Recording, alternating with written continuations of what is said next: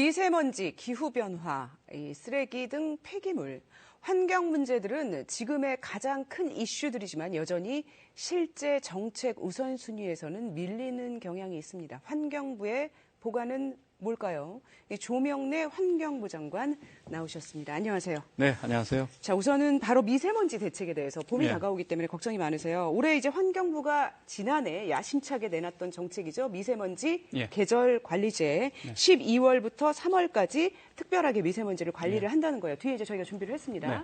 이제 5등급 차량의 수도권 운행 제한, 공공기관 차량 2부제, 석탄발전소 가동 중단 확대, 공장 배출가스 저감 시키는 조치들. 이게 이제 핵심적인 조치들이라고 할 수가 있는데 그중에 핵심에서도 핵심, 당장 효과를 낼 수 있는 게 배출가스 5등급 차량의 수도권 운행 제한이었어요. 그런데 관련 법안이 국회를 통과하지 못해서 사실은 이제 시행이 이미 되고 있었어야 되는데 아직 시행이 되지 못했죠. 환경부는 계속 관련 법안이 국회를 통과하지 못해서 못한다 이런 말씀을 하고 계신데 그럼 뭐 지자체하고 협의를 해서 좀 더 강하게 밀어붙일 수는 없는 건가요? 지금 서울시는 자발적으로 하고 있고요. 또 서울시는 타법에 의해서 이미 그 진입 제한을 지금 하고 있습니다. 차대문 안만 하고 있죠? 예, 하고 있고 지금 경차 그 5등급 차량에 대한 규제도 중요하지만 사실 우리나라 미세먼지의 가장 중요한 경차라고 배출하는 잘못 들을 수가 있어요. 경유차 말씀하시는 거죠? 예, 경유차. 입니다만 전국적으로 보게 된다면 가장 중요한 소스는 역시 사업장입니다. 사업장이 전체 배출량의 40% 정도 차지하기 때문에 사업장의 배출량을 줄이기 위한 그런 여러 가지 조치들은 계속 해왔고요. 특히 그중에서도 석탄 발전소 같은 경우에는 최대 14기를 운영 중단을 시켰고 나머지는 이른바 상한 제약을 80%를 했기 때문에 12월부터 1월 사이에 농도가 무려 13% 낮아졌고요. 1월 달만 딱 우리가 좁혀서 보게 된다면 24%가 낮아졌습니다. 전년도 동기 대비해서.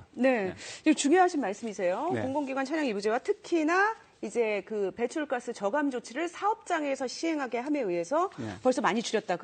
그런데 이제 사실은 실제로 이제 도로라든지 생활에 밀접한 그런 공간에서의 대기질을 향상시키기 위해서는 특히나 수도권처럼 차량이 많이 다니고 인구가 밀집해 있는 곳에서는 역시 경유차의 그 오래된 경유차, 배출가스 5등급 차량을 제한하는 게 중요해요. 그거를 포기를 하시는 건가요? 아닙니다.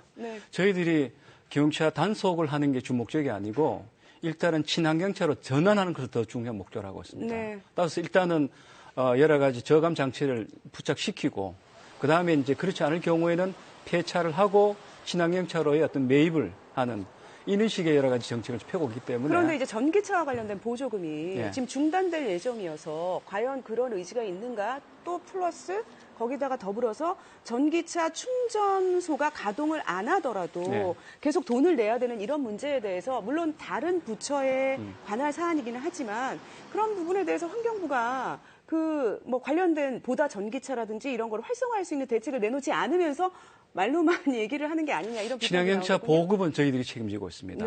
제작은 산자부에서 책임지고 있지만은 그렇고 산자부뿐만 아니라 재경부랑 항상 정책 시에게는 겹치는 부분이 많죠. 그다음에 전기차 보조금이 중단된 것은 가짜뉴스입니다. 아 그런가요? 오히려 48% 늘었습니다. 아 그런가요? 근데 왜 이런 가짜뉴스가 그렇지 제가 말입니다. 가짜뉴스에 현혹됐나요? 죄송합니다. 5,400억에서 8,000억으로 늘었습니다. 그러면 그 그리고 오히려 그 보조금을 주는 최고 실링이 900만 원에서 820만 원으로 80만 원이 낮아진 것이 그냥 차이입니다.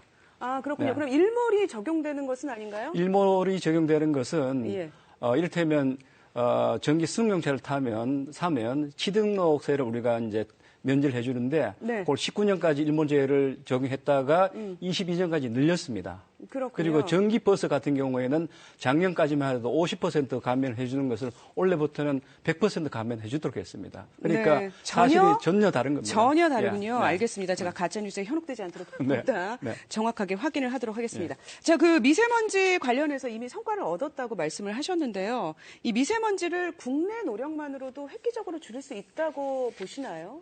일단은 사실은 이제 중국에 대한 얘기를 하는데 국내 노력이 더 우선이다라는 시각도 있거든요. 그건 뭐 너무나 당연한 겁니다. 중국도 지금 열심히 줄이고 있습니다. 그것도 팩트고요. 그다음에 두 나라가 지금 줄이고 있는 노력을 어떻게 우리가 합치느냐, 서로 상승작용을 익히느냐, 이게 중요한 건데 네. 사실은 국민들이 생각하는 것보다 훨씬 더 일상적 수준에서 중국과 정책적인 공조를 하고 있습니다. 가령 이제 그게 주로 기술 교류 연구 등이라 지금까지는 주로 네. 교류고 올해부터는 주로 정책 효과를 거두는 실증 사업을 포함해서 그런 정책으로 옮겨갑니다. 이를테면 한중 간의 미세먼지 저감을 위한 여러 가지 정책이 있는데 통칭해서 청천 프로젝트라고 부르고 있습니다. 네. 3대 분야 6개 사업을 갖고 있는데 작년 우리 MOU를 체결했고 올해부터 본격적으로 시행합니다. 네. 예, 그렇게 해서 훨씬 더 많은 저감 효과를 이끌어낼 수 있을 것 같고요. 예. 뿐만 아니라 지금까지 양자 틀에서 다자 틀로 바꿔서 중국을 하여금 책임감 있게 감축을 이끌어내는 그런 분위기도 적극적으로 만들 참입니다. 네, 다른 이슈를 하나 짚어보죠. 네.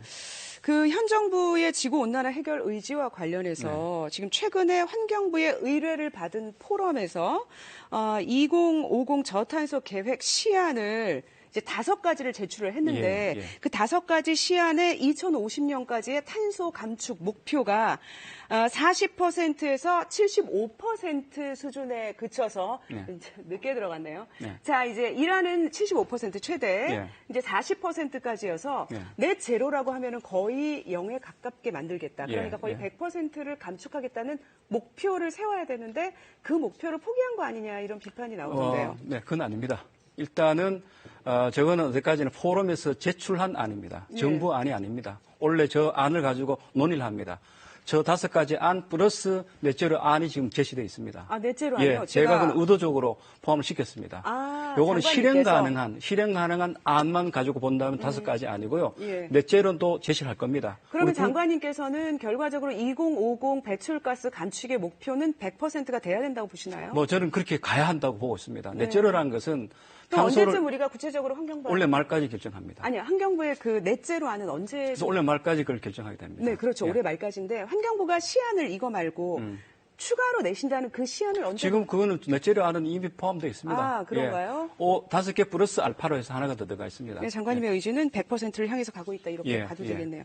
물론 이제 그건 국민적 합의가 전제되어 있기 때문에 논의를 붙이려고 합니다. 아, 그래야 되겠죠. 국민적인 합의가 당연히 필요하겠고요.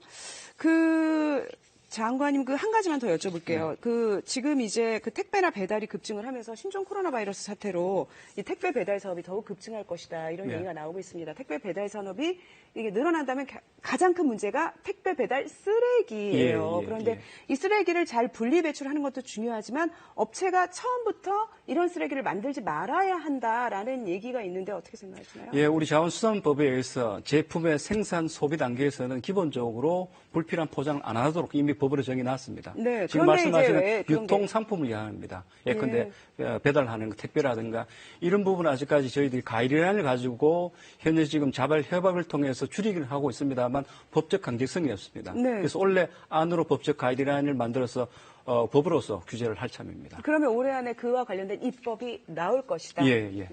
기다려 보겠습니다. 시간 관계상 여기까지 듣겠고요. 나와주셔서 고맙습니다. 네, 감사합니다.